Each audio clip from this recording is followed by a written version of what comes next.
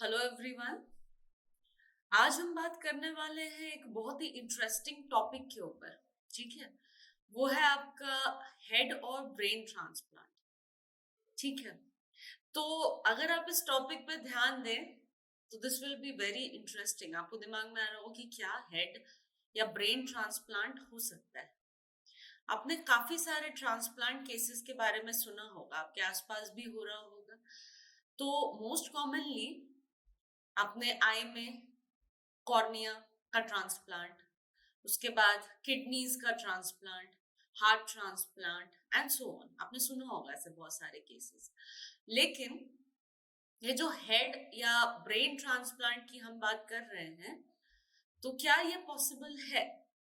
अगर पॉसिबल है या नहीं है, क्या साइंटिस्ट ने या साइंस की डेवलपमेंट के बाद इस चीज के ऊपर टेस्ट नहीं किया गया है? ठीक है, तो इसके बारे में बहुत सारे आर्टिकल्स आए हैं, बहुत सारे टेस्ट्स और बहुत सारे ऐसे एक्सपेरिमेंट्स हो चुके हैं। तो क्या रिजल्ट्स आए हैं, चलिए उसको डिस्कस करते हैं। ठीक है, तो अगर आप लोगों को याद होगा तो हमारे एंसेस्टर्स कौन थे? हमारे एंसेस्टर मंकीज थे, चिंपैंजीज थे, गोरिल्लास थे। ठीक है, तो उनके ऊपर टेस्ट किया गया, तो प्रेफरेबली कुछ पे सक्सेस हुआ। ठीक है, लेकिन ये ह्यूमंस पे अभी तक किया नहीं गया है। किया भी गया है तो क्या रुकावट आ रही थी? रुकावट ये आ रही थी कि अगर आप कंप्लीट एनाटॉमी को इमेजिन करें, ठीक है, ह्यूमन बॉडी की बात करें, तो सेंट्रल नर्वस सिस्टम, हमारी बॉडी में बहुत सारे multiple type of organ systems.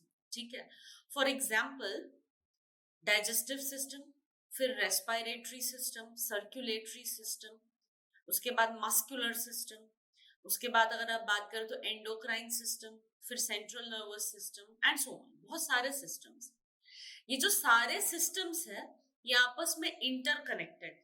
ठीक है, आपस में साथ मिलकर काम करते हैं एक ह्यूमन बॉडी, एक ऑर्गेनिज्म को कंप्लीटली फंक्शनल बनाने के लिए। ठीक है, तो इन सारे सिस्टम्स को मेनली जो मास्टर ग्लैंड कंट्रोल करता है, दैट इज योर ब्रेन। ठीक है, ब्रेन मतलब सेंट्रल नर्वस सिस्टम। ठीक है, तो एक एग्जाम्पल से इसको समझते हैं। मान लीजिए आपके यहाँ पे आग एक जल रही है हाथ के आगे, और आपकी आंख पे एक पट्टी है। लेकिन आपको जैसे ही हीट फील होगी, भले आपसे दिख भी ना रहा हो, तो आप क्या करेंगे? हाथ पीछे कर लेंगे। कर लेंगे, तो ये जो मैसेजेस जाते हैं और ट्रांसमिट होते हैं, ठीक है, एक्सटर्नल स्टिम्युलाई, इसको भांपने का काम जो नर्व्स ये मैसेज लेके ब्रेन तक जाते हैं, इसका जिम्मा होता है किसके पास? सेंसरी न्यूरॉन्स के पास। ठीक है, उसके बाद ब्रेन तक मैसेज जाता है, फिर ब्रेन वापस मैसेज भेजता है कि हाँ, हाथ पीछे करो। ठीक है, तो हाथ पीछे करने के लिए जो वो मैसेजेस ब्रेन से हाथ तक आता है कि जो आप हाथ पीछे करते हैं, वो कौन नर्व्स ट्रांसमिट करते हैं? उन सारे नर्व्स को हम सेंसरी न्यूरॉन्स कहते हैं। ठीक है, और अगर आप रिफ्लेक्स एक्शन की बात करें, मतलब जैसे आग जल रही है और आप हाथ तुरंत पीछे करते हैं, ये इंस्टेंट एक्शन, इसमें भी स्पाइनल कॉर्ड का मेन रोल होता है। ठीक है, तो अगर आप एनाटॉमी को इमेजिन करें ह्यूमन सेंट्रल नर्वस सिस्टम के, तो आपके ब्रेन से डॉर्सली आपका क्या अटैच्ड होता है? Spinal cord. अब ये जानते हैं वेंट्रल और डॉर्सल क्या होता है। आपके एंटीरियर पोर्शन में जो भी ऑर्गन्स होते हैं, वो वेंट्रली प्लेस्ड होते हैं, और पोस्टीरियर पोर्शन पे जो भी ऑर्गन्स प्लेस्ड होते हैं, उसको हम डॉर्सली प्लेस्ड कहते हैं। तो आपकी बॉडी में आपका स्पाइनल कॉर्ड कहाँ प्लेस्ड है? Dorsally placed.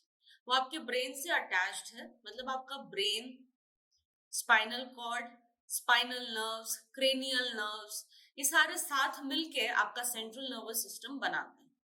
मान लीजिए एक डॉक्टर ने ब्रेन या हेड ट्रांसप्लांट की जो आप बात कर रहे हैं, उसको करना शुरू किया। ठीक है, तो क्या करना होगा कि एक डाइसेक्शन दिया जाएगा, कहाँ? आपके स्पाइनल कॉर्ड में। ठीक है, अगर आपको ये वाला पार्ट डिटैच करना है बॉडी से तो। ठीक है, तो उससे क्या होगा? तो उससे ये होगा कि अगर स्पाइनल कॉर्ड पे कोई भी कट या इंसिजन आएगा, तो उससे क्या होगा, कंप्लीट पैरालिसिस हो जाएगा। ठीक है, तो कंप्लीट पैरालिसिस हुआ तो इंसान का ट्रांसप्लांट होने के बाद भी बॉडी अगर पैरालाइज्ड है तो क्या फायदा है ये करने का। ठीक है, उसके बाद हम अगर और कारणों की बात करें कि ये जो कंप्लीट प्रोसेस है अभी तक सक्सेसफुल क्यों नहीं हो पाया है। ठीक है, तो इसको ऐसे समझते हैं, आपकी बॉडी, ठीक है, आपने ये अगर सेल साइकिल पढ़ी होगी या सेल डिवीजन पढ़ा होगा, तो हमारे सेल्स में ये कैपेसिटी होती है, ये रीजनरेशन कैपेसिटी होती है। आज जो आपके स्किन सेल्स हैं वो कुछ समय में ही कब डेड स्किन निकलते हैं घर पे, तो वो कब रिप्लेस हो जाएंगे वहां से वो आपको बिल्कुल नहीं पता चलेगा। तो मतलब क्या, हमारे बॉडी में कॉन्स्टेंटली सेल डिवीजन का जो प्रोसेस है वो चलता रहता है by the process of mitosis और मियोसिस। ठीक है, जो कि सेल डिवीजन के तरीके हैं। तो लेकिन हमारी बॉडी का जो मेन एक सेल है जो कि रीजनरेटिव कैपेसिटी नहीं होल्ड करता है, वो क्या है, वो है आपका ब्रेन। ठीक है, ब्रेन, अब इसको समझिए, आप जन्म के साथ जो न्यूरॉन्स अपने साथ लेके आए हैं, आपके डेथ तक बिल्कुल वही न्यूरॉन्स आपकी बॉडी में रहते हैं। अभी तो यही चल रहा है, आगे फिर क्या चेंजेस आ सकते हैं इसके बारे में भी डिस्कशन करेंगे हम। तो ब्रेन के सेल्स में मतलब न्यूरॉन्स में रीजनरेटिव कैपेसिटी नहीं होती। अगर आप लोगों को सेल साइकिल याद हो, ठीक है, तो आपके जो ये न्यूरॉन्स होते हैं ये आपके जीवन फेज में तो एंटर करते हैं, मतलब गैप वन फेज में तो एंटर करते हैं, लेकिन उसके बाद ये जी नॉट फेज में एंटर कर जाते हैं। मतलब जी नॉट फेज का दूसरा नाम क्विसेंट फेज भी होता है। मतलब क्या, उसके बाद ये डिवाइड करते ही नहीं है, ये स्टेशनरी हो जाते हैं, डिवीजन जो वो बिल्कुल ही रुक जाता है। ठीक है, तो अगर ट्रांसप्लांट किया भी, आपने बहुत सारे केसेस सुने होंगे न्यूज में भी ऑर्गन रिजेक्शन के। ठीक है, जब भी कोई ऑर्गन ट्रांसप्लांट होता है एक ह्यूमन बीइंग से दूसरे ह्यूमन बीइंग में, तो क्या होता है, उन पेशेंट्स को एडमिट रखा जाता है बहुत समय के लिए। क्यों? क्योंकि चांसेस होते हैं ऑर्गन रिजेक्शन के। ठीक है, तो उनको रखा जाता है। और इम्यूनोसप्रेसेंट्स वो ड्रग्स होते हैं जिससे कि एक इंसान की इम्यूनिटी को सप्रेस कर दिया जाता है।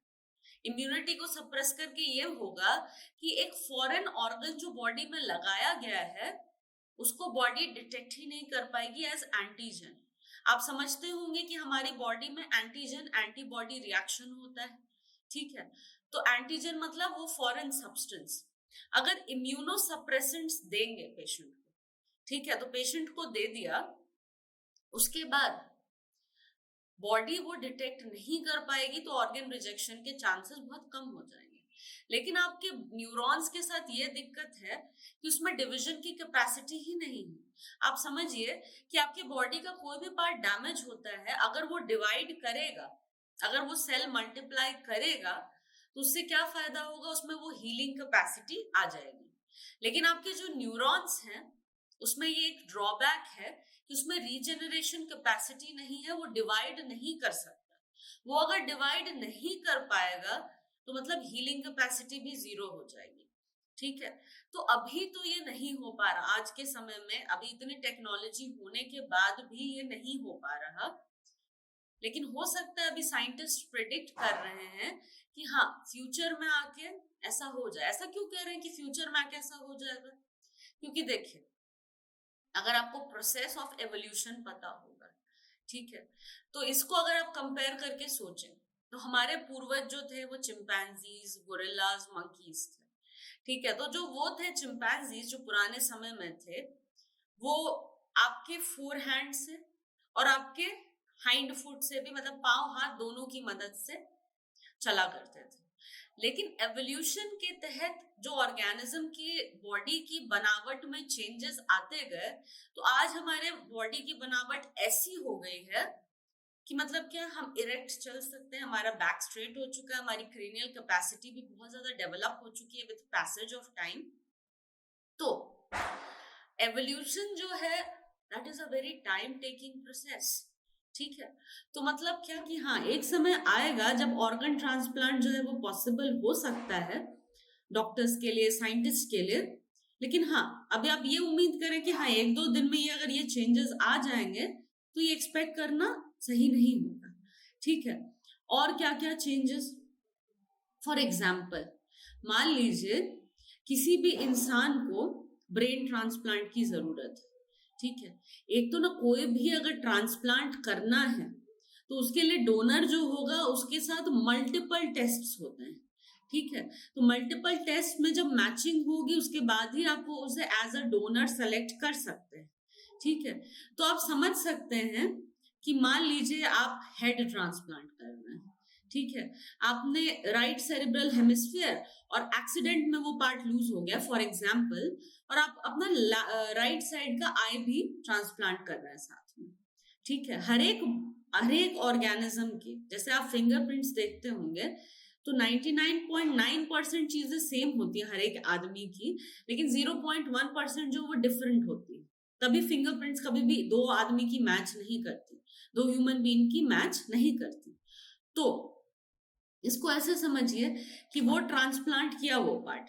ठीक है, तो ये वाला पार्ट जो ट्रांसप्लांट किया, क्योंकि ब्रेन की फंक्शनिंग वो पूरी की पूरी बॉडी को चलाता है, तो वो पार्ट अलग फंक्शन कर रहा है और बॉडी का जो वो हेड का जो लेफ्ट वाला पार्ट है वो अलग फंक्शन कर रहा है। ठीक है, तो इससे क्या होगा कि कोऑर्डिनेशन में दिक्कत आएगी। ठीक है, तो वो प्रॉपरली जो ऑर्गेनिज्म है वो प्रॉपरली इसको कोऑर्डिनेट नहीं कर पाएगा। ठीक है, तो इसको आप ऐसे समझ सकते हैं। तो इन सारे जो हम ये जो डिस्कशन कर रहे हैं, ये डिस्कशन से हम फाइनली एक ही चीज पे, एक फाइनल कंक्लूजन पे पहुंचते हैं, जो कि इस पे आर्टिकल्स भी आए हैं बहुत सारे। इस पे भी हम ये एक ही कंक्लूजन पे पहुंचते हैं कि हाँ अभी भी इतनी टेक्नोलॉजी होने के बावजूद अभी भी समय लगेगा। ठीक है, समय किस में लगेगा? कंप्लीटली एवोल्यूशनरी चेंजेस आने में। ठीक है, उसके बाद टेक्नोलॉजी के और भी डेवलपमेंट में, कि अगर हम स्पाइनल कॉर्ड पे भी इंसिजन लगाएं तो जो टोटल पैरालिसिस हो रहा है वो सारा कुछ रोका जा सके। ठीक है, तो ये सारी चीजें डेवलप होने में अभी भी टाइम लगेगा। ठीक है, तो आप एक्सपेक्ट कर सकते हैं, वैसे कुछ साइंटिस्ट ने ये प्रेडिक्ट किया था कि अभी 20 से 25 सालों में शायद हमें एक यूजफुल आउटपुट मिल सके, मतलब किसका? ब्रेन ट्रांसप्लांट का, हेड ट्रांसप्लांट का।